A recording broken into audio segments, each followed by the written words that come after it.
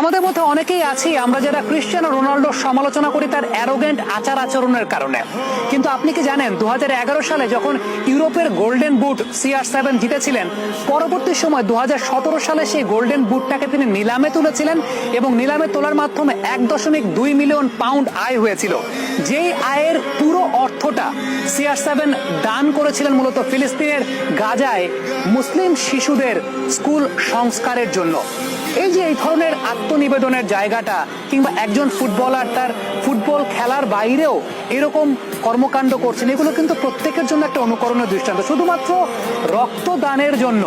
রক্তদানের জন্য তিনি শরীরে কোনো প্রকার ট্যাটু অঙ্কন করেন না। আমরা বিশ্বব্যাপী অনেক ফুটবলারকে দেখি যে শরীরব্যাপী ট্যাটু করছেন, এটা একটা ফ্যাশন বা আইকনিক একটা স্টাইল হিসাবে ব্যবহৃত হয়। বাট ক্রিশ্চিয়ানো রোনাল্ডো ট্যাটু ছাড়াই তিনি আইকনিক স্টার। কারণটা হচ্ছে তিনি ট্যাটু গ্রহণ করেন না, এই কারণে তিনি রক্ত দিতে পছন্দ করেন, কিংবা যখন তখন যদি তার শরীরে রক্ত প্রয়োজন হয় অন্য কাউকে বাঁচানোর জন্য, সেক্ষেত্রে তিনি সবসময় এগিয়ে আসতে চান।